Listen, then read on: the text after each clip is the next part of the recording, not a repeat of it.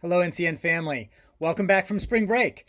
It seems like back when I was a teacher, I felt this way. When I was a principal, I felt this way. But that long drudge from winter break to spring break, people were down.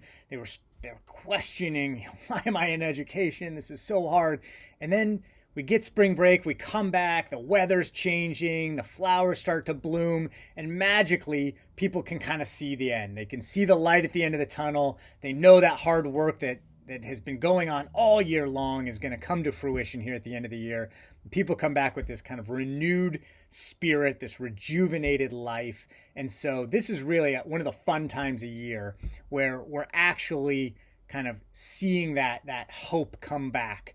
And it reminds me of a quote about hope that I actually recently read. The quote reads, "Hope is an orientation of the spirit, an orientation of the heart. It transcends the world that is immediately experienced and is anchored somewhere beyond its horizons."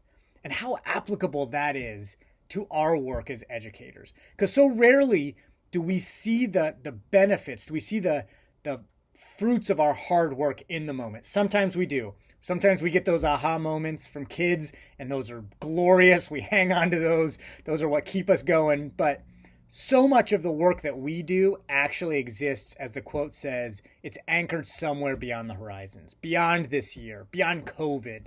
We are growing the leaders of the future. And so what we're doing right now, we do all this hard work with hope in our hearts, knowing that this hard work is going to make a better future for a lot of kids. And that's what's really important is the way that we believe in what we're doing and how it's going to lead to a better tomorrow. There's a great example of this. One of our founding students at Enlace Academy had applied in his 8th grade year to a number of private schools. And so they have kind of interviews and so he's getting ready for his interview. And I said to him, they're going to ask you, what are you going to bring to the school? How are you going to contribute to the school? And without missing a beat, he responded, optimism. Oh my gosh. That is such an amazing story because it's testament to the belief in children that we have instilled. Like kids pick up on that, right? And when you have a building of people who believe that all children can and will learn, then kids, they internalize that. Whether it's explicitly stated or not, they believe that too. And that belief is what's going to drive kids into better futures, right? It's going to open those doors. It's going to open those opportunities that may not have been there, or at least give them the confidence to walk through the doors when they do open. And so thank you for that work that you do to make sure that our kids exist with that hope, with that optimism.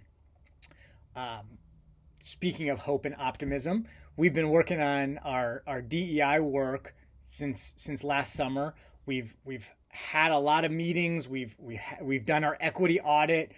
We've gotten the results now. We're starting to build that roadmap, the 3-year roadmap to become the organization that we truly want to be, where everyone can be their best selves each and every day.